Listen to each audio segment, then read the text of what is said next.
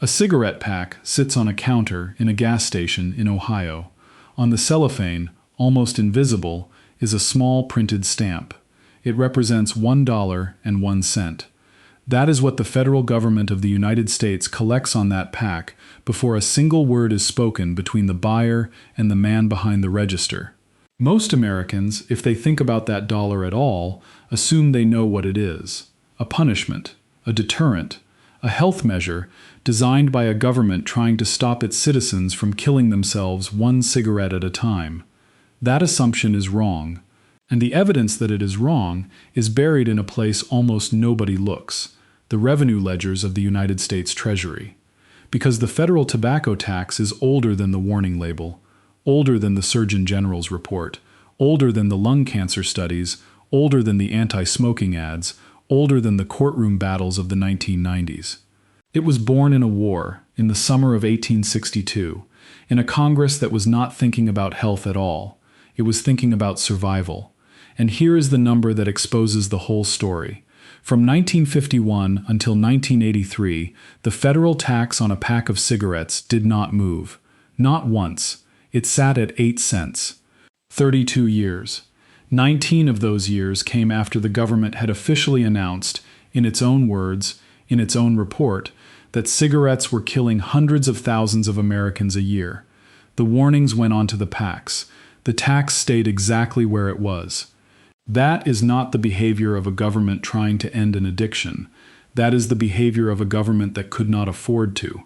To understand why, the story has to go back further, much further than 1964, much further than 1862. In 1920, the United States did something no modern nation had ever attempted. It outlawed alcohol, and in doing so, it destroyed one of its own oldest and most dependable sources of revenue overnight. The liquor tax simply vanished from the books.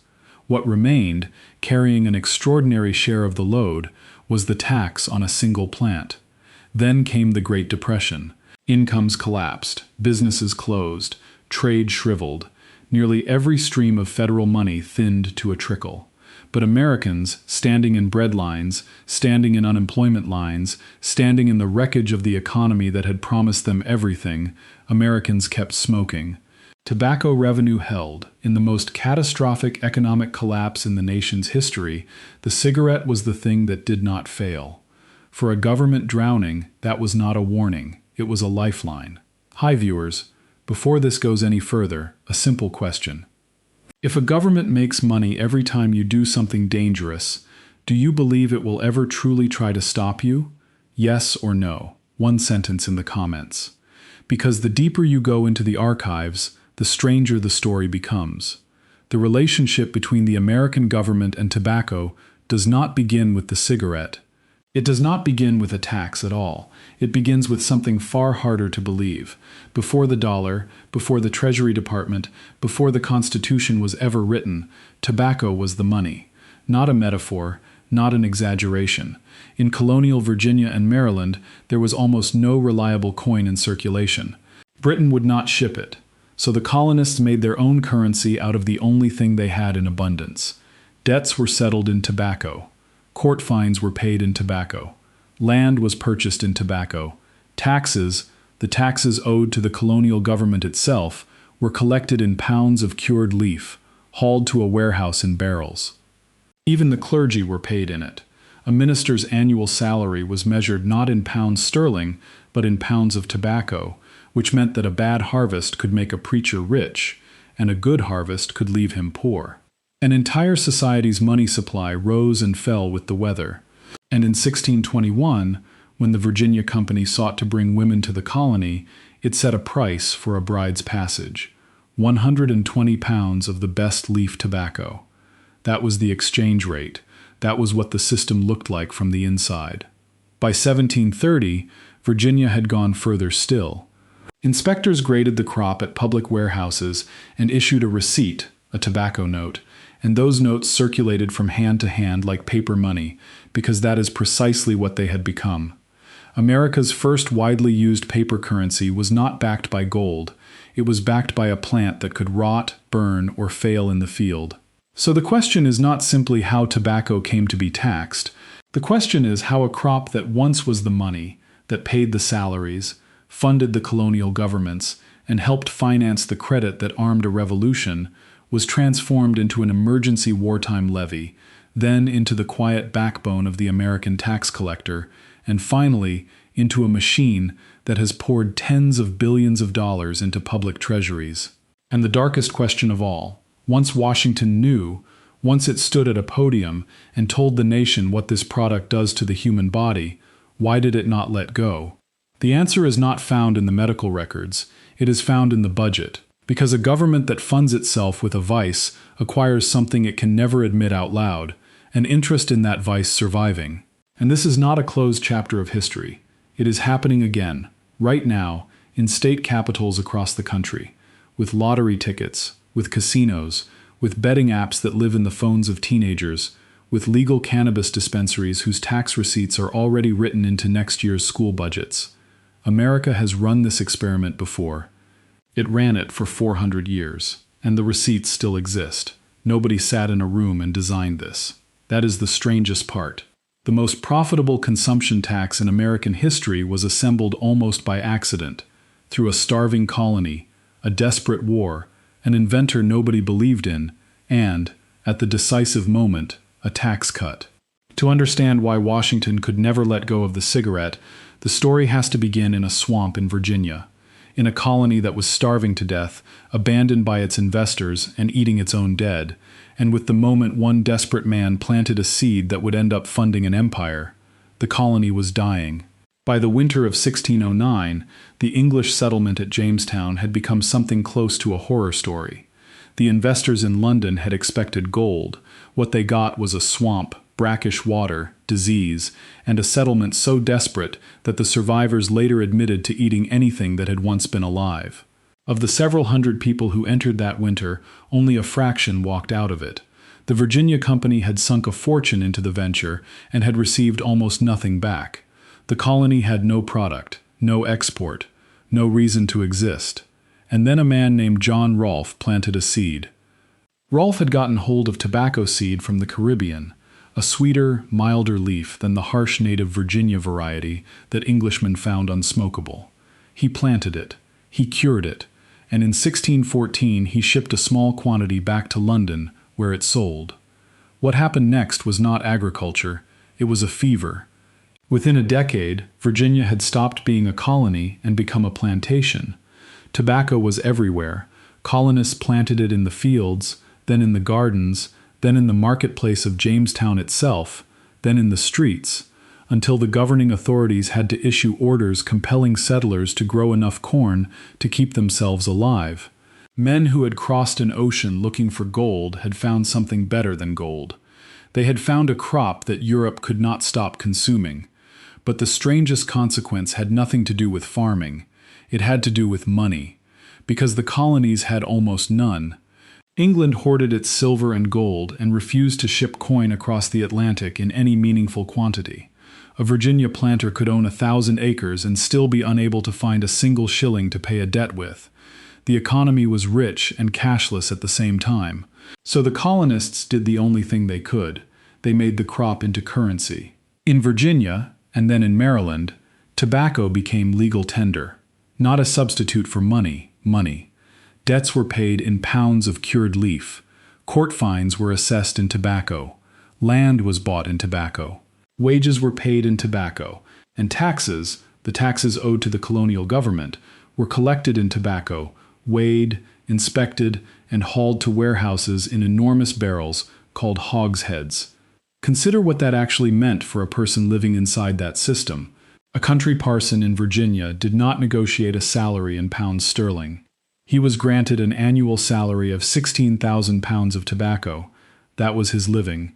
His food, his coat, his candles, the education of his children, all of it hung on a number written in leaf, which meant that a minister's fortune depended entirely on the weather. A bad harvest drove the price of tobacco up, and suddenly the parson's 16,000 pounds were worth a small fortune, while the farmer who had to hand it over was ruined. A magnificent harvest flooded the market, collapsed the price, and left the same clergyman effectively destitute, holding a mountain of nearly worthless leaf. an entire society's money supply rose and fell with the rain. By 1730, Virginia tried to impose order on the chaos. Under a new inspection law, all tobacco intended for sale had to be brought to public warehouses, where official inspectors examined it, graded it, burned what was rotten, and issued a receipt for what was good. That receipt, a tobacco note, could be handed to another man in payment, and so the notes began to circulate. From hand to hand, from debt to debt, passed across counters and courtroom tables like banknotes, because that is exactly what they had become. America's first widely used paper money was not backed by gold in a vault.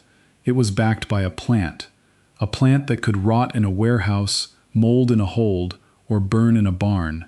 There is a photograph that does not exist and never will. A photograph of an 18th century Virginia farmer holding a strip of paper that represented his entire life's savings, a paper whose value depended on whether an inspector, 3 counties away, had judged his crop worth keeping. That was the world, that was the economy. And someone else was watching it very closely, because across the ocean, the British Crown had discovered something the American colonists had not yet fully grasped. Tobacco was not simply a commodity, it was a revenue instrument. Every hogshead that crossed the Atlantic passed through British customs, and every hogshead paid duties. British tobacco duties became one of the great pillars of the Crown's revenue, money that armed British ships, paid British soldiers, and financed British wars, drawn from the sweat of colonial fields. The mother country had already run the play. Britain had already learned that a nation could fund itself on a habit.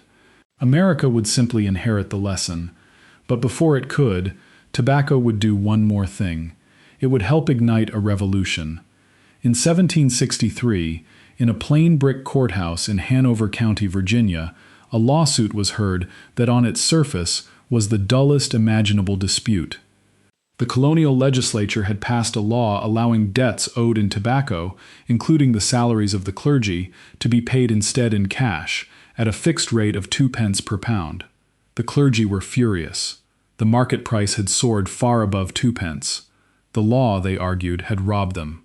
The Crown struck the law down, and a minister named James Morey sued for his lost wages. The lawyer who rose to defend the colonists was an unknown backwoods attorney with almost no reputation.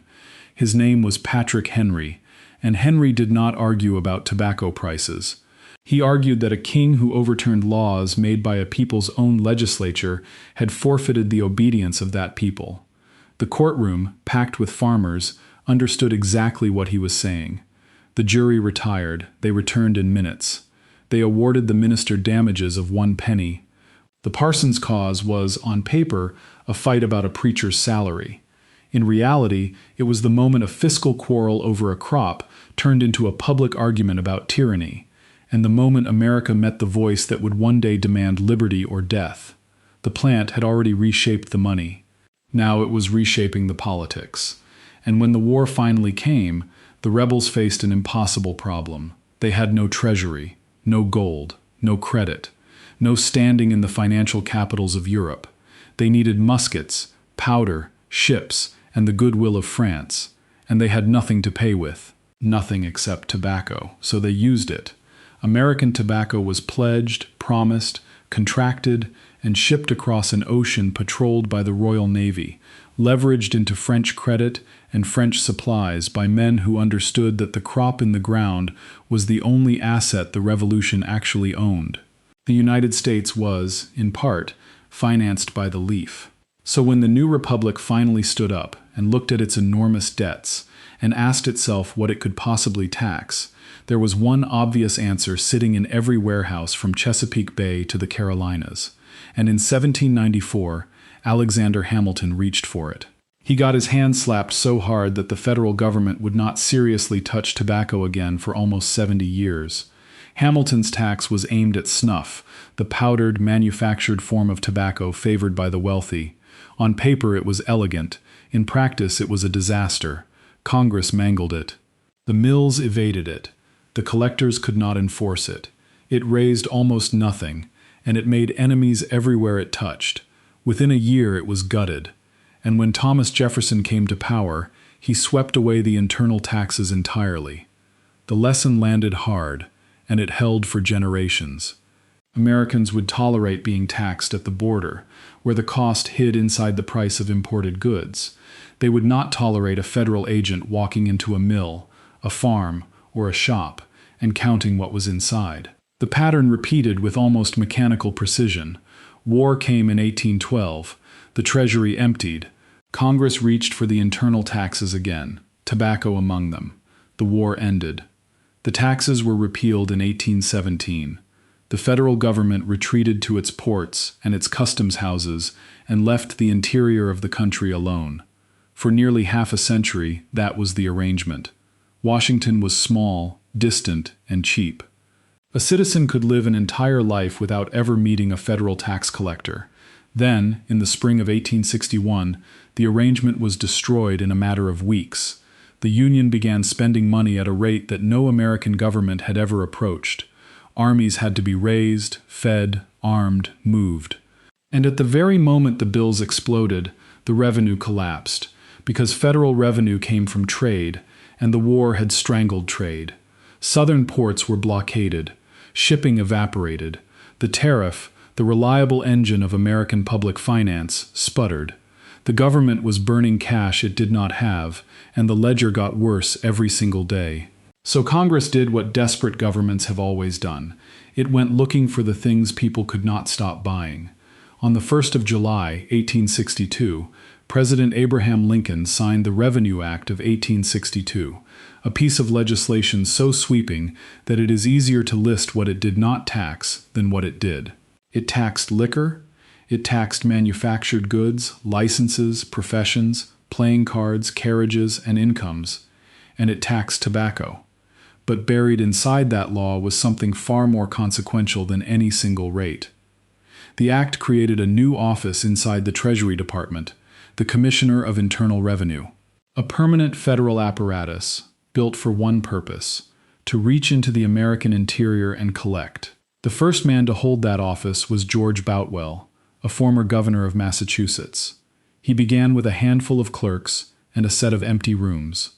Within months, he commanded an army of assessors and collectors spread across the loyal states, men who fanned out into towns and factories and distilleries and tobacco houses, weighing, counting, stamping, recording.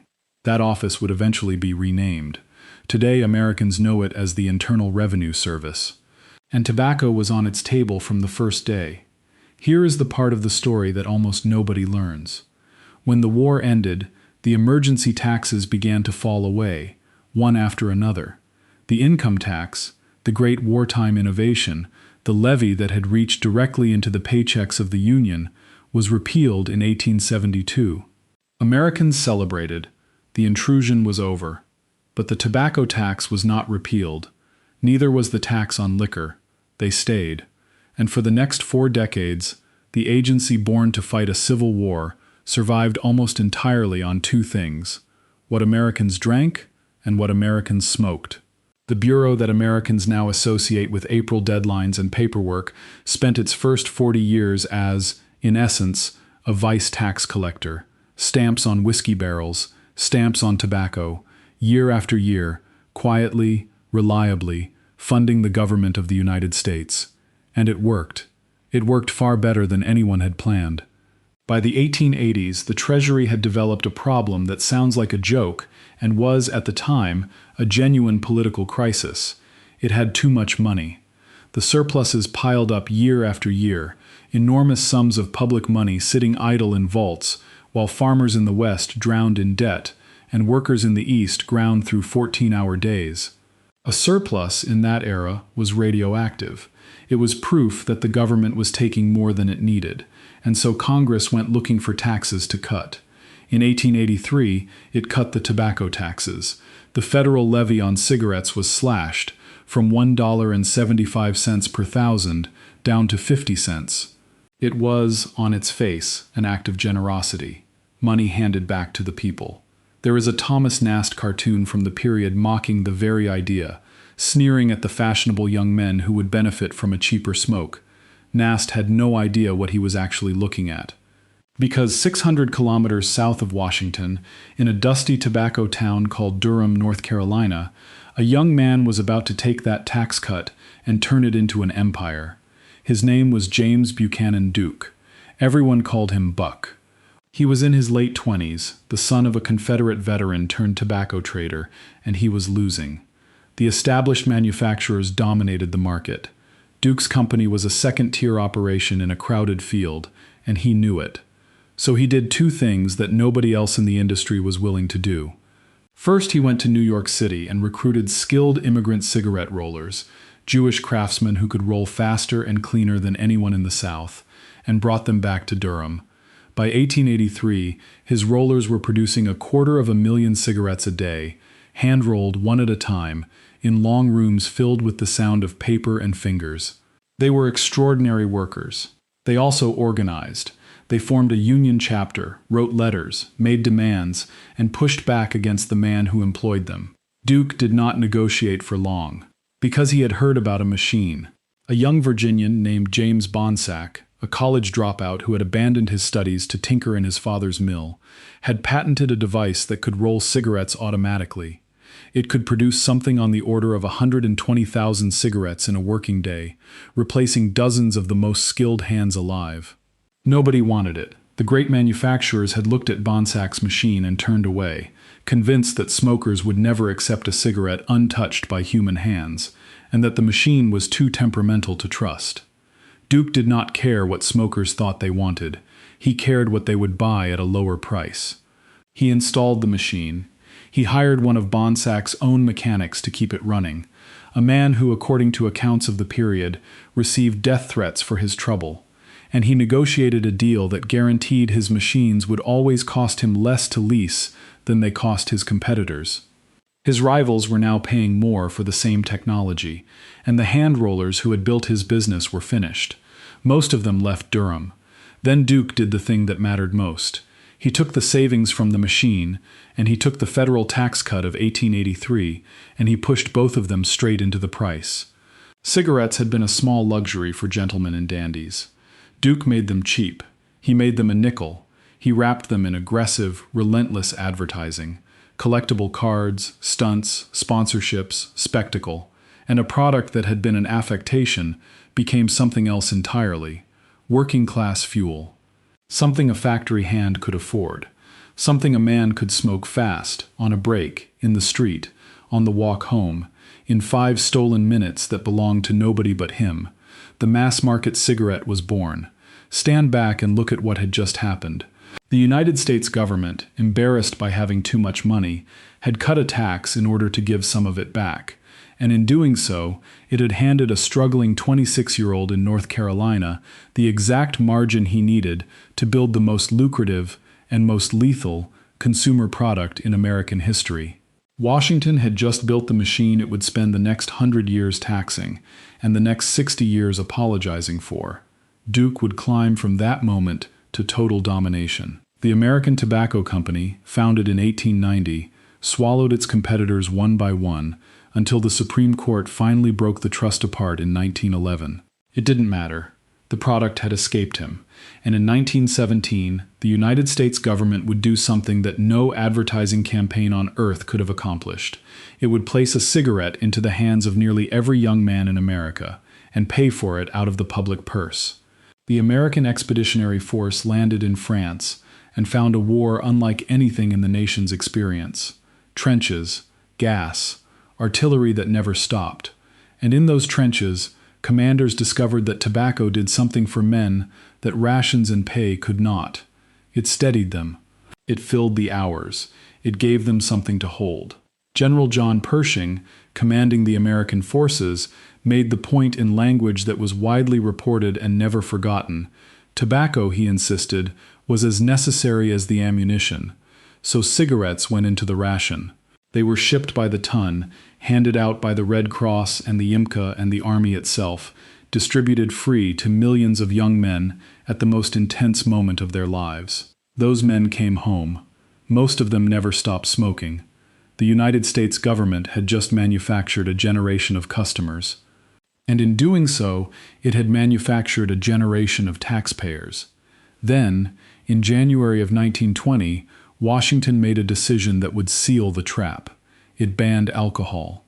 Prohibition is remembered as a moral crusade, a story of speakeasies and gangsters and federal agents smashing barrels. It is almost never remembered as what it also was, a fiscal amputation. The liquor tax, one of the two pillars that had held up the Bureau of Internal Revenue since the Civil War, simply vanished from the books. One pillar was gone, which left the other one carrying the weight. For 13 years, tobacco became the indispensable consumption tax of the United States government, not one revenue source among many, the reliable one, the one that arrived every quarter without argument. A government that had outlawed one vice had made itself financially dependent on another, and then the economy collapsed. The Great Depression destroyed almost every stream of federal money. Incomes evaporated. Corporate profits vanished. Trade shriveled and took the tariff with it. Families lost homes, farms, savings, everything, and they kept smoking. In the worst economic catastrophe the nation had ever endured, cigarette consumption barely flinched. The one thing Americans would not cut was the small burning comfort in their pocket. For a drowning Treasury, that was not a warning sign. It was a gift. By 1938, Washington's relationship with the plant had become something genuinely strange. The federal government taxed tobacco. It also, now, protected it, establishing quotas and price supports designed to keep tobacco farmers solvent and tobacco prices stable. One arm of the government collected money from the smoke. Another arm made sure the crop kept growing. Then came the Second World War, and any remaining distance between the state and the cigarette disappeared. Cigarettes were packed into rations and shipped to every front. Tobacco was designated an essential crop. Tobacco farmers received deferments from the draft. While other men's sons were sent overseas, the men who grew the leaf were kept in the fields, because the leaf was considered a war material. By 1945, the customer base was not a market segment. It was the country. In 1951, with American troops fighting in Korea, Congress raised the federal cigarette tax from 7 cents a pack to 8. Not for health, for the war. Nobody in that Congress was pretending otherwise. And then, on a Saturday morning in January of 1964, a physician named Luther Terry, the Surgeon General of the United States, walked into a State Department auditorium and told the American people the truth. Cigarette smoking causes lung cancer. The link was not a theory, it was established. Terry had scheduled the announcement for a Saturday deliberately, to soften the shock to the stock market and to give the news a full weekend before Wall Street opened. He had been a smoker himself. That was the moment the American government officially knew. It knew the mechanism. It knew the numbers. It knew, with the full authority of its own medical establishment, that the product filling its revenue ledgers was killing its citizens by the hundreds of thousands. So what did Washington do? It put warning labels on the packs. It banned cigarette advertising from television and radio. It made speeches. And here is the single fact that tells the entire story.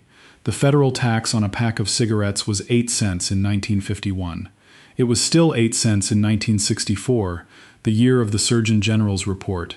It was still 8 cents in 1970, still 8 cents in 1975, still 8 cents in 1980. It did not move until 1983. 32 years without a single increase. 19 of those years after the government told the nation, in its own voice, that the product was lethal. The most obvious tool available to reduce smoking, raising the price, sat untouched on the table for nearly 2 decades while Americans died. Why? Because the interests aligned perfectly, and they all pointed the same way. The industry wanted low prices, and it funded an organization, the Tobacco Institute, whose entire purpose was to manufacture doubt where science had produced certainty. Senators and congressmen from the tobacco states, men who chaired committees and controlled calendars, defended the crop that employed their voters. And the Treasury, quietly, in the background, needed the money. Nobody had to conspire. Everyone simply had to do nothing. The people who lost were the ordinary Americans who read the warning on the pack, believed it, and could not stop. And when the tax finally did rise, in 1983, doubling to 16 cents, the reason given had nothing to do with lungs. The government was staring at enormous deficits, and it needed revenue. The same reason as 1862. the same reason as 1951. What happened over the following decades was not the replacement of the old system, it was the rebranding of it. The cigarette tax was slowly recast in public language as a health measure, a deterrent, a tool of care. But the machine underneath never changed. It was doing in 1990 exactly what it had been built to do in 1862, take money from a habit. For decades, critics had argued that Washington would never truly move against tobacco, because Washington could not afford to.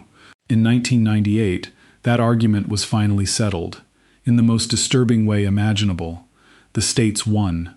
They dragged the tobacco industry into court, armed with internal documents and whistleblowers who had watched from the inside, and they broke it. In the Master Settlement Agreement, 46 states reached a deal worth roughly $206 billion over its first 25 years. It was hailed as justice, accountability, the moment the tobacco industry finally paid. But read the structure of the deal, and something else appears. The payments were not a one-time fine. They were tied to sales. The money flowing to the states would rise and fall with the number of cigarettes Americans bought, year after year, into the indefinite future. It was not a penalty. It functioned like a royalty. And the states, having won it, did something extraordinary. They did not want to wait 25 years for the money. So they went to Wall Street and sold bonds, tobacco bonds, borrowing enormous sums against those future cigarette payments and spending the cash immediately on roads and budgets and deficits and promises. Which means this.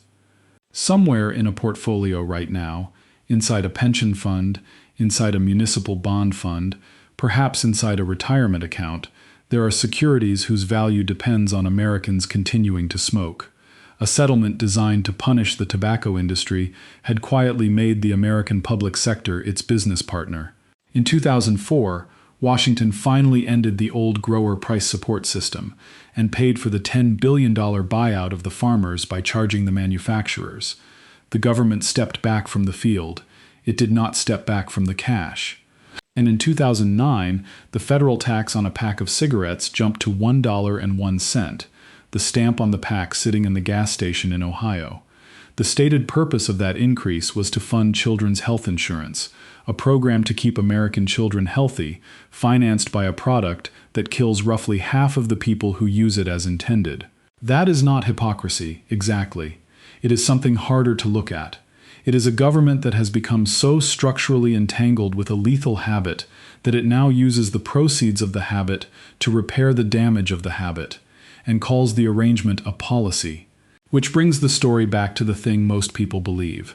Most Americans think the cigarette tax is punishment, something imposed on a dangerous product, in the name of public health, by a government protecting its people. It is not punishment. It is inheritance. It descends, unbroken, from a tobacco note in a Virginia warehouse, from a parson's salary measured in leaf, from a crop pledged to the French to arm a revolution, from Lincoln signing a war bill in 1862, from a tax cut in 1883 that put a nickel pack in the hand of every factory worker in America, from Pershing's rations, from Prohibition, from the 8 cents that did not move for 32 years. Health was the last justification added to the system, not the first. And now, at last, the machine is dying. Smoking in America has collapsed. In the mid-1960s, more than 4 in 10 American adults smoked. Today, it is roughly 1 in 10. It is one of the greatest public health victories in the history of the nation. Millions of lives extended, and the ledgers are bleeding. Federal tobacco revenue has fallen from roughly $14 billion a decade ago to something closer to $9 billion today. The state's settlement payments shrink with every pack that is not sold. The victory everyone said they wanted is arriving, and it is punching a hole in budgets that were quietly built on the assumption that it never would. Somewhere out there are bonds that require smokers who no longer exist. Now look at what is being built in their place. Lotteries, marketed hardest in the poorest postal codes in the country, casinos licensed to plug budget gaps, sports betting applications, legal in most of the nation, living in the phones of young men, generating tax revenue that legislators have already written into next year's spending. Cannabis dispensaries whose receipts are earmarked for schools before the doors even open. Every one of them is the same architecture. A government funding itself with a behavior it publicly discourages, and therefore quietly needing that behavior to continue. America has the receipts. 400 years of them. The question was never really whether tobacco should be taxed. The question is, what happens to a government when its revenue and its conscience point in opposite directions, and it has to choose, over and over, quietly, in committee rooms that nobody watches and no camera ever enters. Tobacco taught America that lesson in full. America wrote it down, filed it away, and forgot it. So, was the cigarette tax ever really about health? Or did the country simply tell itself that afterward, once the money was already coming in, and if every American stopped smoking tomorrow, who actually pays the price? The next time a state promises that a new gambling tax will fund the schools, it is worth asking a harder question. Not who is being taxed, who is being trained to depend on whom. There is one more piece of this story that almost nobody knows. Before the Civil War, the United States had no national currency. Instead, thousands of individual banks printed their own money, an estimated 8,000 different kinds of banknotes circulating at once, some worth full value, some worth pennies, some worth nothing at all, and merchants carried thick manuals just to tell which was which. A dollar in one town was not a dollar in the next. And the country ran that way for decades, until a single decision, made under the pressure of war, wiped it all out and created the money in every American wallet today. That story is coming next. And what it reveals about who actually decides what money is worth may be the most unsettling chapter in American financial history.